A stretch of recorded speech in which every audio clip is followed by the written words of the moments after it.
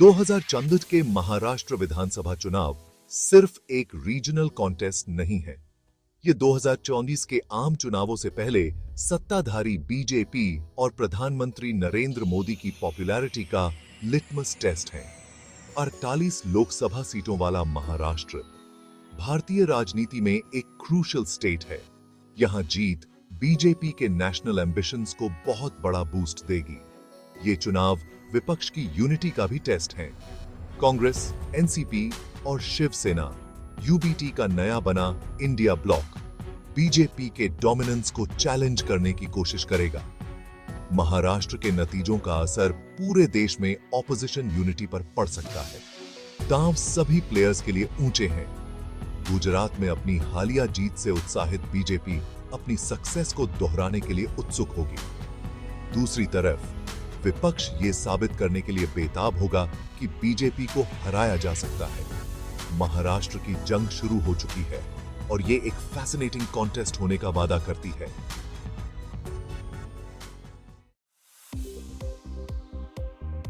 माना जा रहा है कि बीजेपी महाराष्ट्र में अपने हरियाणा मॉडल को दोहरा रही है।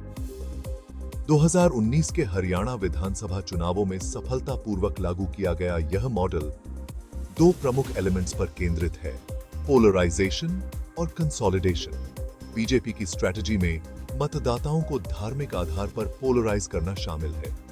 यह एक केयरफुली कैलिब्रेटेड कैंपेन के माध्यम से प्राप्त किया जाता है, जो हिंदुत्व आइडियोलॉजी पर जोर देता है और बीजेपी के कोर वोटर बेस को टारगेट करता है। इस स्ट्रैटेजी का उद्देश्य जाति या अन्य फैक्टर्स के बावजूद बीजेपी के पक्ष में हिंदू वोटों को कंसोलिडेट करना है।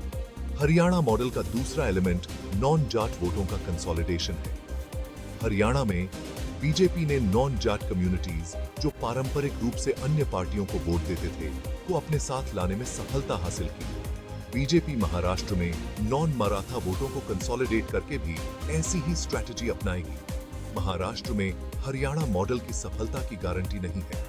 हालांकि बीजेपी का अग्रेसिव कैंपेन और पोलराइजेशन पर इसका फोकस बताता है कि पार्टी इस स्ट्रैटेजी पर बहुत अधिक दांव लगा रही है। महाराष्ट्र में बीजेपी की सफलता उसके महायुति अलायंस के प्रदर्शन पर निर्भर करेगी। एकनाथ शिंदे के नेतृत्व वाले शिवसेना गुट और अजित पवार के नेतृत्व वाले एनसीपी गुट वाले इस अलायंस के सामने कई चुनौतियां हैं। सीट शेयरिंग गठबंधन के भीतर विवाद का एक प्रमुख बिंदु है।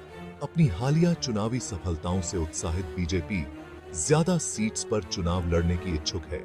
इससे उसके अलायंस पार्टनर्स के साथ फ्रिक्शन पैदा हो गया है, जो अपनी सीटों को छोड़ने को तैयार नहीं है। गठबंधन की इंटरनल डायनामिक्स भी जटिल है। एनसीपी में हालिया विभाजन ने दो गुट बना दिए हैं। एक का नेतृत्व शरद पवार कर रहे हैं और दूसरे का उनके भतीजे अजित पवार। जहां अजित पवार महायुति अलायंस में शामिल हो गए हैं, वहीं शरद पवार विपक्ष में एक प्रोमिनेंट फिगर बने हुए हैं। एनसीपी के भीतर इस डिवीजन का अलायंस के प्रदर्शन पर असर पड़ सकता है। अगर बीजेपी को महाराष्ट्र में कंफर्टेबल विक्ट्री हासिल करनी है, तो उसे इन चुनौतियों का इफेक्टिवली मैनेज करना होगा। पार्टी की अपने अलायंस को बरकरार रखने और सीट शेयरिंग एग्रीमेंट सुनिश्चित करने की क्षमता उसकी सफलता के लिए क्रूशल होगी। महाराष्ट्र में वोट हासिल करना हमेशा एक डेलिकेट बैलेंसिंग एक्ट होता है। पॉलिटिकल पार्टीज को रीजनल, कास्ट और कम्युनिटी हितों के जटिल लैंडस्केप को नेविगेट करना चाहिए। हर फैसला, हर अलायंस और हर पॉलिसी अप्रत्याशित तरीके से स्केल्स को टिप कर सकता है। यह स्ट्रैटेजी, पेशेंस और लोगों की पल्स को समझने का खेल है। बड़ा सवाल यह है कि क्या बीजेपी के डोमिनेंस को चुनौती देने के लिए विपक्ष इफेक्टिवली एकजुट हो सकता है? इतिहास ने दिखाया है कि एक फ्रैगमेंटेड ऑपोजिशन अक्सर महत्वपूर्ण प्रभाव डालने के लिए संघर्ष करता है।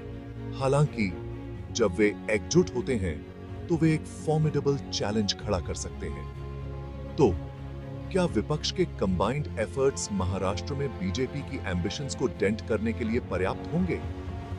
केवल समय ही बताएगा। लोकल इश्यूज मतदाताओं की प्रेफरेंसेस को आकार देने में महत्वपूर्ण भूमिका निभाते हैं। सबसे विवादास्पद विषयों में से एक है मराठा रिजर्वेशन कनंड्रम। यह कई लोगों के लिए एक डीपली इमोशनल इश्यू है, जो न केवल मराठा कम्युनिटी बल्कि राज्य के ब्रॉडर सोशियो पॉलिटिकल फैब्रिक को प्रभावित करता है। पार्टियां इस और अन्य स्थानीय चिंताओं का समाधान कैसे करती हैं, यह चुनाव के नतीजों को काफी हद तक प्रभावित करेगा।